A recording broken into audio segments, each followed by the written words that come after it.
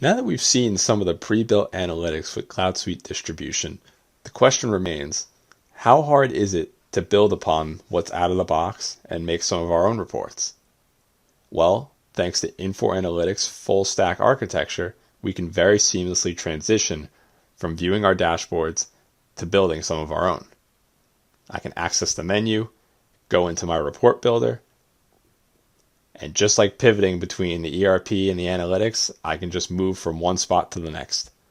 And now on the side here, I have my model that's organized all of my subject areas and comprises about 4,000 different elements I can start building reports with. About any of the fields we saw within CSD can be reported against, even across all the 24 different user fields. Now when I'm looking at these different subject areas, I can begin opening them up and seeing how everything's organized into my attributes or different measurements, say for my sales.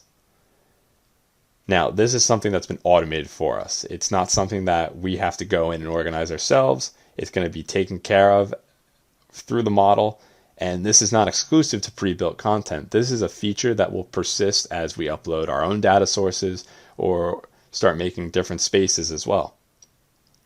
Now I can begin diving into my attributes, my sales order, header information. I can go into my order header details, and I can start adding things such as my company name or the order number. But I can even go further into what's available and access some additional order header information. Now, this is going to allow me to access virtually any field that I see within the core transactional system to report against. And you'll notice how small the scroll bar has gotten because of how many additional features can be thrown in here. Now, building a report, it's as simple as just clicking or dragging and dropping some of the features in. I can click on my customer name and automatically it will be applied to my graph. And now we have what's called an elastic search. It's nice to have everything organized into all these folders, but when there are mass amounts of data you have to sort through, having a search can allow me to start quickly making sense of everything I'm working with.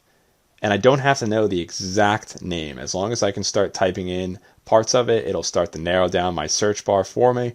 And this helps avoid having to memorize cryptic transaction numbers or abbreviations, allowing me to get to my data faster. I can add in my total invoice by the sum. I can choose to break this down by my top 10 invoices by customers, and I can sort it by whether my largest amounts down to the smallest. So now very quickly we made sense of hundreds of thousands of data points, and we were able to get to the bottom line of who are my top 10 customers with the largest invoices at this time. I can save this report into my report catalog where I can share it with other users, or I can choose to keep it private for just my individual account.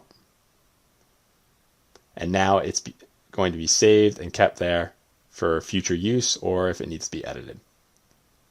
Now this is a very repeatable process. We can jump right back in, start with a new page and start using different reports. It'll guide me and tell me I need a measure as well as an attribute. And it helps me know what's required to make these different types of charts possible. I can begin searching through again, looking for different measurements.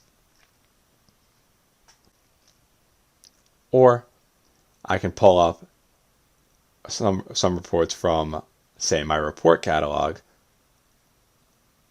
bring them back in to edit them, or start to change the format. All this is done with the end user in mind. There's no requirement to have extensive coding or SQL background in order to start building reports on your own. So now your everyday user can begin taking advantage of the analytics solution in addition to your typical power users.